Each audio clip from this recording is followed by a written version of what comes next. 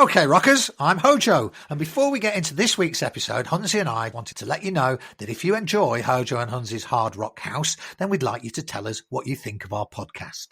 I'm Hunzi, and that's right, Hojo. We want to know what our single-digit listeners enjoy about what we're doing and what we could actually do to make it better. Nothing, surely. Pop band war stories. You want to hear from Hojo's glory days back in the 80s as one of the main writers on Metal Bible, Kerrang! I could tell you about the time I got arrested at a Vardis gig, or when Bruce Dickinson and I picked up these girls behind the Iron Curtain in Poland, or when I went to a party at Pete Way's house in London and he ordered up... All right. We get the picture. We also want you to give us any rock-related subject matter that you'd like on a weekly pod. So if you reckon the world of spandex needs a thorough investigation... or you need to know which rock and roll lyrics are the dumbest ever, then let us know and we'll talk your ears off and most likely make you laugh a lot. You can get hold of me and Hunzi via our Instagram, which is Hojo_and_Hunzi. I couldn't find an easier one. Let's hope Twitter's easier, which is... just Hojo and Hunzi. That's better. Or Facebook. Hojo and Hunzi's Hard Rock House. Or, if you're strictly old school like us, you can even email us at hojoandhunzi@gmail.com. That's HOJOANDHUNNSY@gmail.com. So, let us know what it is you want from Hojo and Hunzi's Hard Rock House, then sit back, assume the position, and we'll do the rest. And without further ado, let's get into this week's episode. What time is it, Hojo? It's time to rock!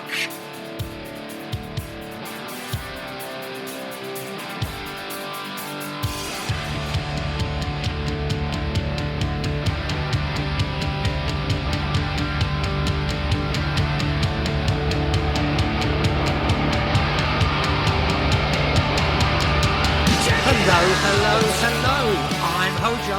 I'm Hunzi. And welcome to this, the 6th episode of Hojo and Hunzi's Hard Rock House, the safe space for old rock gumbies just like us, where the house lights have just gone down and a load of young men with dubious personal hygiene habits, all with denim jackets full of patches, have just charged the security and have made it to the front of the stage.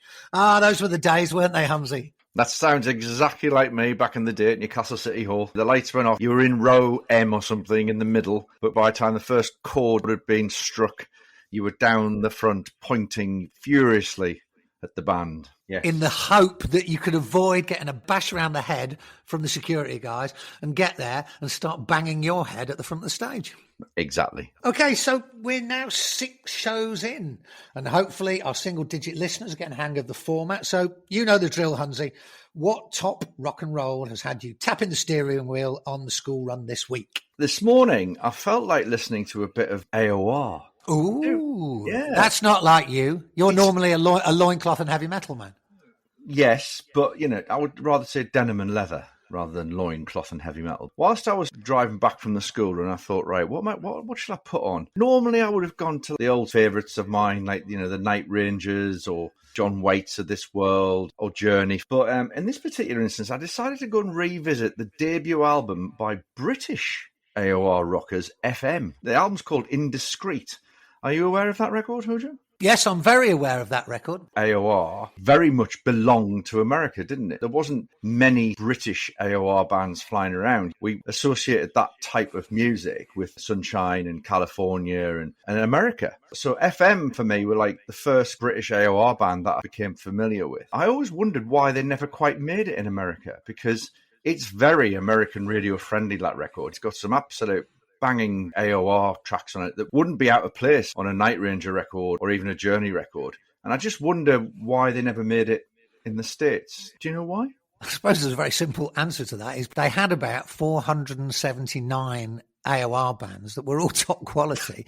And so it was going to be very hard for a band from the other side of the Atlantic to find their place. Def Leppard had broken the American market quite significantly by the time FM came around. They were verging on that more melodic AOR sound. They never had a photograph taken wearing ridiculously short Union Jack shorts like Def Leppard did. That was the only reason Def Leppard made it in America. All the little girls over there saw them in their very tight Union Jack shorts and blew a fuse. So I'm saying it's a marketing issue. It's not a music issue, is it? I'm not the world's greatest AOR fan, as you know.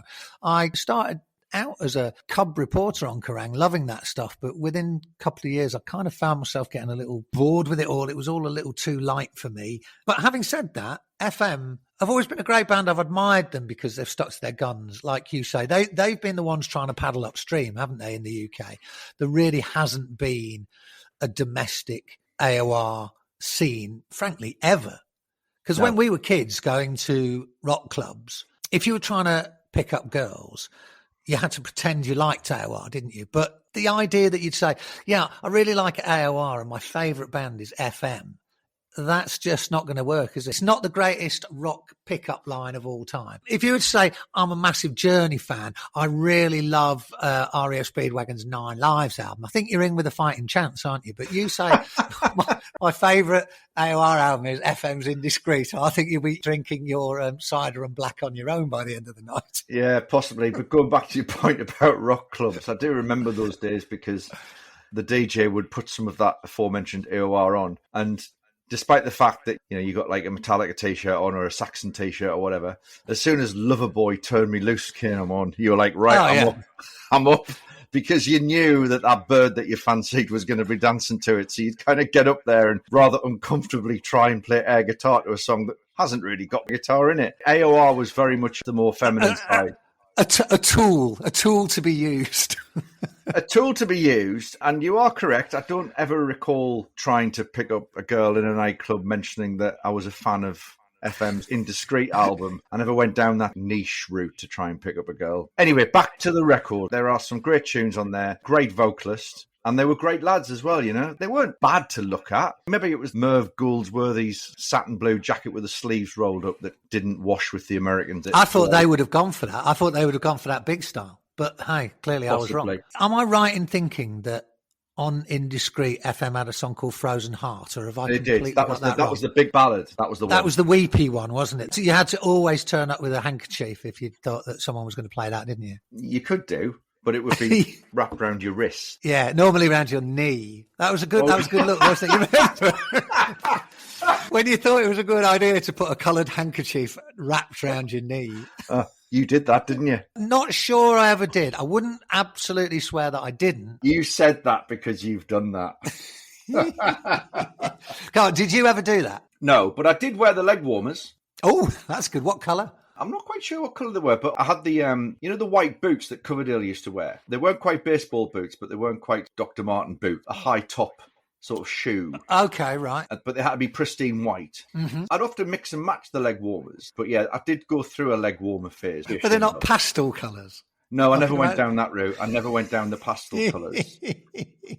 Always reminds me of, do you remember, I don't know how we've got to this, but we have.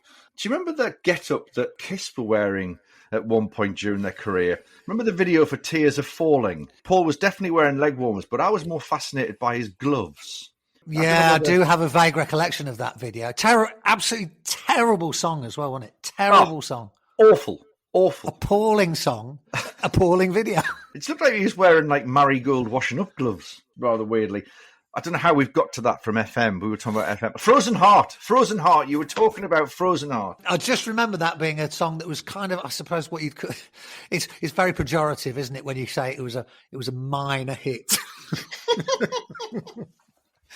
That really doesn't mean anything, does it? Surely a record is either a hit or it's not a hit. You can't have a minor hit, can you? What constitutes a minor hit? Well, I suppose making the top 75 in the UK, but it's very pejorative, isn't it, to call something a minor hit? Yeah. I think you're better off just not being mentioned at all. You know Angel Witch? Their single Angel Witch. It's in the top 5 greatest new wave of British heavy metal songs. It's just remarkable.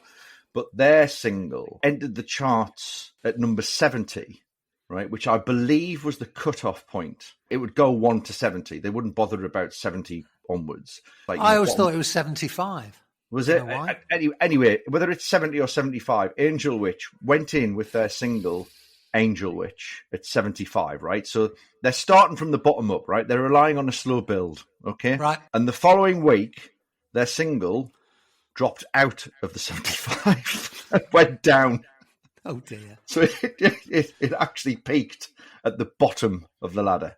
But anyway, Frozen Heart by FM A minor hit. A minor hit. Were you going to say anything about it, or were you just going to mention the chart position? I wasn't really going to say anything about the song. I agree with you. FM are a very good AOR band. They're kind of, like I said, paddling too much upstream, aren't they? They're in the wrong country, really, let's be honest. But that album is great. Steve Overland, nobody can deny he's got a wonderful voice. He's got a brilliant voice. And obviously they always hold a very special place in my heart because I went on my absolute favourite trip to interview any rock band ever from my days as a journalist on Kerrang and Metal Hammer when I went to Malta to see them. Malta of all places, how bizarre. Yeah. And I think really the whole Malta story deserves a bit more airtime than we can give it today. But I'm just going to give you one little snippet of something that happened that makes me feel incredibly fondly about FM and that whole trip. They were doing a radio broadcast, but I don't think they'd taken it all that seriously because we were there for about 5 days for them to do a 45-minute radio. 5 days? I think we were there for 5 days at the expense of Music for Nations, which was their band's label at the time. So how much money was sloshing around at that point? If this, I mean, can you believe it? Now you get a Zoom conversation and that's your lot. Back in the day, 5 days hanging out in Malta to see 45 minutes of FM. Glory days. I wish we were back there. But I do remember that the band hadn't taken it all that seriously because I think they thought it was just some really tiny little tin pot radio station. Turned out the whole of Malta was listening to it afterwards. But Merv Goldsworthy, he of the shiny jacket and rolled up sleeves, I think had been, how would you call it, overserved before going on stage. And I was standing at the side of the stage just as he was about to go on. And his eyes were like saucers. And the intro tape goes up and he looks at me, throws his bass round his shoulders and goes, Hoj, I'm pissed, fucking stoned and everything. And then he walked on the stage. Proceeded, from what I remember, to give a dynamite performance. But those guys are genuinely some of the loveliest people in rock. And so I can't say I play FM music religiously, but they always will hold a soft spot in my heart. So Hojo, what have you been listening to? Okay, this week, in my day job as editor of Rock Candy magazine, I've been working on a feature for a band that I seem to have a recollection you have a real soft spot for, and I'd always poo-pooed because their hair was a bit too boofy for me. The band Kix. Am I right in thinking you're a Kix fan? You know I'm a Kix fan. And I remember looking at Kix going, God, they look fucking cool, man. The photo is like in some sort of dingy alleyway against dustbins. Yeah, I love that band. Okay, so here's the interesting thing. Maybe because you told me how great they were and I'd looked at the boofy hairdos, I'd sort of ignored them. I'd never really listened to Kix before. And because I was editing a story about them, I was being a diligent editor, and I decided I needed to go and listen to some of the albums. And I started off with the early ones. So the first album, Kix, from 1981, and then Cool Kids from 1983. I don't know if you've analysed this, but because I was working on quite a long feature about them, I was really trying to think about where they fit. Yeah. And I was really taken aback by the fact that that record, Cool Kids, is a very odd record, in so much as it just about predates the real hair metal days of the Sunset Strip, and Kix clearly got lumped in with all that in the mid-'80s. But this record is one of the most bizarre rock records I've ever heard. I don't know if you thought this when you listened to it. It is so schizophrenic. They sound to me like a band that can't decide what they want to be. On the one hand, they want to be AC/DC, and then on the other hand, they want to be either the Knack or the Cars. If you listen to a song like Love Pollution, remember this album comes in 1983, so it's kind of 3 years after Back in Black goes absolutely humongous. And the word pollution is in the title. I think that's a bit of a giveaway, isn't it? And rock and roll in noise pollution. Yeah, exactly. There's another track called Mighty Mouth, which is a gluing together of Riff Raff and Let There Be Rock. And then there's another bit where the lead singer, Steve Whiteman, mentions the phrase moral standards, which is a line that Bon uses in the song Rock and Roll Singer. You can stick your moral standards because they're all a dirty lie. Do you remember that? I do, Rock and Roll Singer, yeah. They do it well, but it's not the most innovative music. And then there are other songs on the record, like Burning Love, which sounds like the Cars, And then Body Talk, which is a Nick Gilder song. I don't know if you remember Nick Gilder. He was a Pretty Boy, Leif Garrett, Rex Smith kind of guy in the mid-70s. Hot in the City. Yeah, I think Hot in the City was his big hit, wasn't it? But this track, Body Talk, is almost like that new romantic thing that came out of England in the early 80s, when it sort of sounds like a Duran Duran outtake.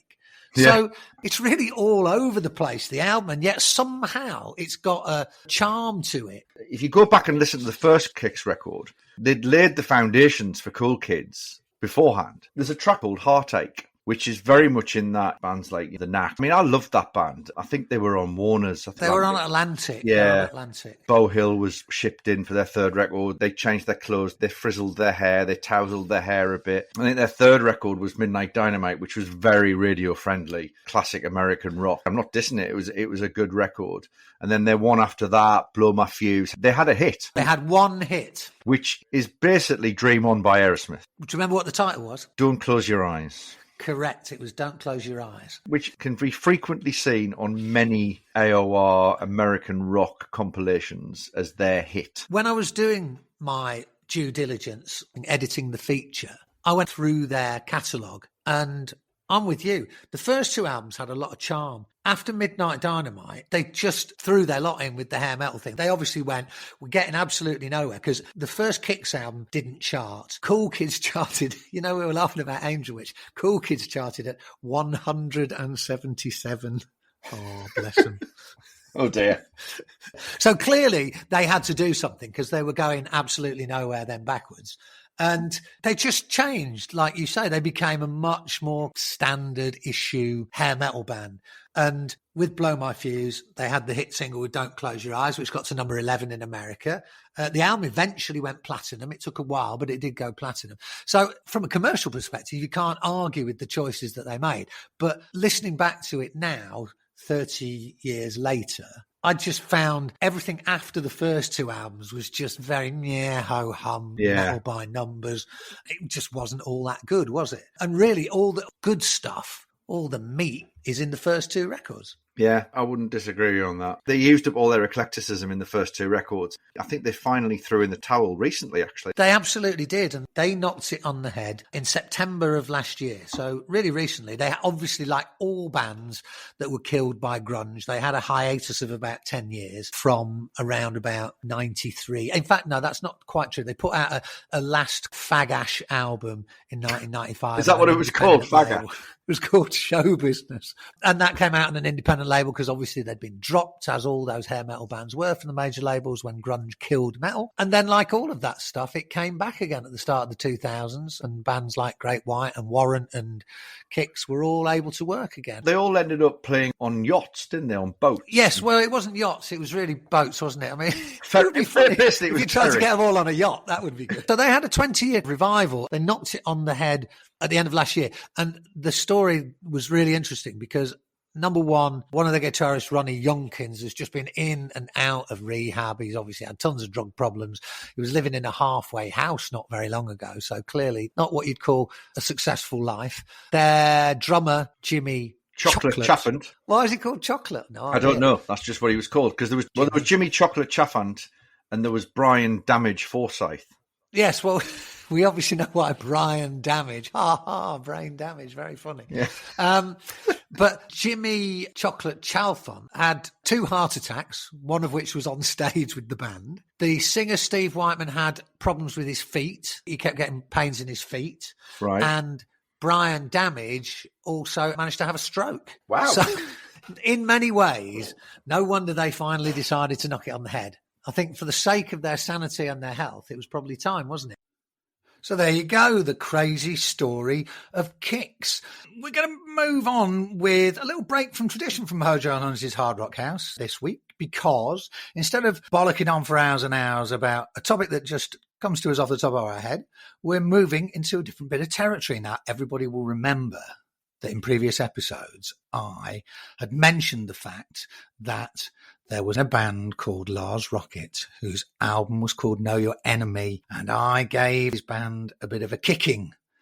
And they retaliated, and we're going to tell you exactly how they retaliated, because we've gone out there and we have hunted down the lead vocalist of Lååz Rockit. And what's his name? Michael Coons. Michael Coons.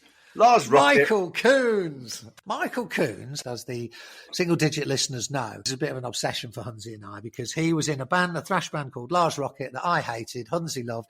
But when I gave their album a terrible slagging, they all got T-shirts and wore them on stage with the immortal phrase, "Howard Johnson sucks dick." And of course, we were trying hard to get hold of him. And then we revealed last week that he finally agreed to an interview. And the interview happened. And we're so excited to now bring you the edited highlights from our interview with Michael, where he explains where the Howard Johnson sucks dick T-shirt comes from, how he feels about it now, and we're going to play you a bit of it now. And if, like Hunzi and I, you've become obsessed with Michael Coons, we've got a special bonus for you. What we're going to do is take the entire interview, 45 minutes of it, and allow you to download that as a Hojo and Hunzi's Hard Rock House bonus special. So listen to this interview with Michael. There'll be a bit of juice here, but for the full beef, go tomorrow, 24 hours from now, and download the whole interview with Michael Coons. Or if you're late to the Hojo and Hunzi's Hard Rock House party and you're not following us in what you might call real time, you might be lucky enough to find that whole interview already available. So go and check it out. So, Hunzi. Yes, Hojo. I can barely contain my excitement. Do you remember back on episode 2 of Hojo and Hunzi's Hard Rock House, where we told a slightly naughty story about a little contretemps that I had with a metal band from the west coast of America by the name of Lååz Rockit? And you and I were very, very keen to see if we could tempt with a little bit of cheese Michael Coons, the vocalist of Lååz Rockit, out of his lair on the west coast of America to discuss what was, frankly, one of the greatest moments of my rock and roll writing career, probably the greatest accolade I've ever received, which was a T-shirt with the words "Howard Johnson sucks dick" on it. We worked hard.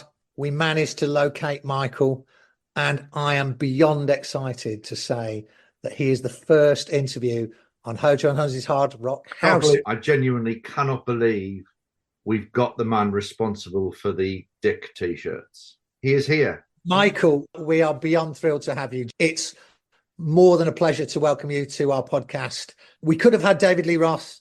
We could have had Paul Stanley. We could have had Jimmy Page. We turned them all down because we wanted you. It's an honor setting the bar low. That sounds good. This is really the core of what we're here to talk about, is that come 1987, 3 albums in for you in Lååz Rockit, our paths crossed for the first time. So tell me when you first became aware of what I'd written in Kerrang, and what was the reaction of the band? I couldn't have been more excited to know that Kerrang was actually going to review a record of ours. Oh, for shame. Somehow the first 2 there wasn't much attention because we hadn't been to Europe yet. Yeah. And in 86, 85, good God, I've had too many soccer balls. We went to Europe for the first time, and we played this string of like 6 shows, opening for Motorhead, Manowar, and Exciter. And so we got a taste of what Europe was about. And it had a big influence on us to actually get a really good response. So when I had heard that the review was coming up, I was very excited. And we open it up, and I start to read. It was Nagasaki. With my mouth agape, I was just like, holy smoke, this is bad. This is not a good review, guys. And a reluctant 1K, I believe. So exactly. And Michael, it's brilliant because obviously people listening to the podcast won't be able to see, but I have gone a very bright shade of red. But 90% of the albums, I'm very glad to say, I look back on them and it wasn't personal about the people. I don't think in general it was in my nature to be mean to the people. It was just, I kept it to the music. So, you know, integrity. It's never comfortable when you have to go, I'm very sorry, but I didn't like it. But that's why I was so thrilled and heartened when I realized that you had the same attitude that we did to looking back now, and were prepared to come on and talk to us about it. Because obviously there is the rejoinder that you guys came back at me with, which was well, I'll let you explain what you decided. How did you decide that you were going to retaliate to my really negative review? That's kind of how we took criticism, because we were young and we wanted to be tough, and oh, that dude insulted you. So there were times in our history where we looked for opportunities to perhaps react childishly and relish these moments. The T-shirts idea, to tell you the honest truth, the get back at you, Hojo, was obviously the T-shirt. Yeah. And I was like, well, a couple of the guys could wear them, but if you feel like, but it was mandated for all of us to wear this. Just so you know, it was mandated. And remind our single-digit listeners, Michael, what did the T-shirt say? It said, Howard Johnson sucks dick. And I was a little like, well, people are going to take photos. Do we have to wear them the whole show? Could we bring it out at the end? We unified around it like this was an important thing that we would do it. I think each photo that might have appeared in some other magazines or whatever, they were full photos of the shirt. There was not one that wasn't like half readable. And here we are sitting face to face for the first time in our lives. Ever. And I honestly was like, I'm going to apologize to that dude at some point. I've got this damn thing called a conscience. And that's why it's amazing to be sitting here with you, Hojo. In a way, I think Hojo and I have been linked together for over 3 decades by a T-shirt that appeared for 35 minutes from a Third Up band at a festival in Leeds in 1987. Let me ask you, Michael, can you remember who decided that would be the phrase? I think they knew I probably would have some trepidation. It was almost a presented and mandate. Here's your shirt for the game. On the heels of the success of the Howard Johnson sucks dick reaction, 4 years later, the tour shirt said, Lååz Rockit, gargle my sack.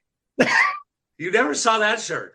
No. Jesus Christ, can we come up with something that actually sells the music besides these ridiculous inflammatory fucking craziness? That shirt turned out to be the highest selling There you go.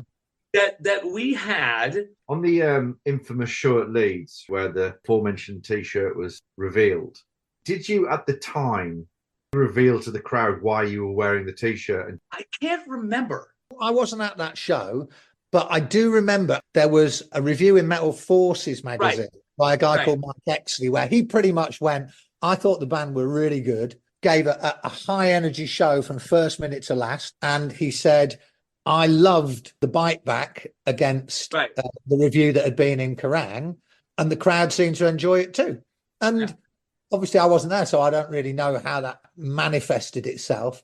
I remember thinking to myself, hey, mate, if you want to dish it out, you better be prepared to take it. I guess one of the things that springs to mind now is, would you have chosen a different phrase now? We were all guilty of that. I always thought that metal was a really good environment because it was very accepting. And actually, the homophobia element of what you might interpret that comment to be was not a part of the world that I inhabited. It wasn't an issue for people to be gay. And yet, I think I would have used phrases like that without thinking very much about it, and certainly without in any way wanting to be offensive to gay people. But I think times have changed now. I wouldn't use that phrase now as an insult, because I'd go, that's somebody's lifestyle choice. There's nothing to do with it. Do you look at that in the same way? It's amazing going deeper into a T-shirt in 1987. But I appreciate the fact that you would think that I could handle a question like that. There are many, many, many things that I look back on and cringe a little, oh, Jesus. But I think in retrospect, it's funny because being a band from San Francisco or whatever, or being a cosmopolitan thing, we were subjected us to different alternative lifestyles my entire life. Now, had we been from another less accepting part of my particular country or another part of the world, there might have been more to it. I think it was a flippant term. I wasn't part of the board meeting on the discussion of the T-shirt. So I would have offered probably an alternative scenario, because I would have probably, even at that age, approached it just like you're talking about now. But I have to say that when I got that Facebook message from you, there was something about what we're doing now that is just so cathartic and cool and adult, and still saying, go out, be those aggressive kids, play the music, do all this kind of stuff. But I think it shows that later on, you can actually be cool with each other too. It doesn't have to be a lifetime of divisiveness because of a T-shirt or a review. Absolutely. And that's a big reason why I decided to do this. I haven't talked about Lååz Rockit or done any interviews in 13 years. I can only assume you're tremendously disappointed with the way it's gone. No, it's fantastic. It was the perfect one to do. I think that there was something bigger about you reaching out to me, asking me this, and there was zero hesitation. I said, I'm going to do this. You have to have a sense of humor about life. Clearly, you guys do. And it's cathartic for me to speak about this kind of stuff again. I need a T-shirt that says Howard Johnson sucks dick on it. If Hojo's okay with that. So how about that, Hunzi? How much fun was it talking to Michael Coons? It was remarkable. I didn't really know what to expect, if I'm being honest. I didn't know, because obviously we did it on Zoom, right? So we could see him on camera. I didn't know what he was going to look like, for a start, right? Secondly, I didn't know what he was going to talk about. Well, also, we didn't know how he was going to take it, did we? Because clearly we wanted him to be a fellow with a sense of humour. Because if he was all desperately serious about it, it really would have fallen flat on its face, wasn't it? But Michael was a joy, wasn't he? He was an absolute joy. We laughed, we reminisced, we brought up stuff that shouldn't be aired, but it will be aired. And he was a brilliant first guest. He was brilliant. And it's a great story. And to hear it from his side was super interesting. What an absolute legend. The interviews that we want to do are all with people who are like-minded, right? They do see the funny side of things.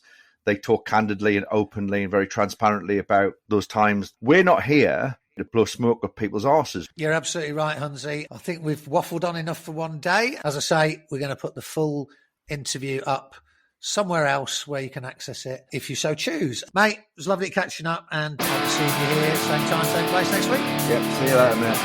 See you, dude. Bye. Bye.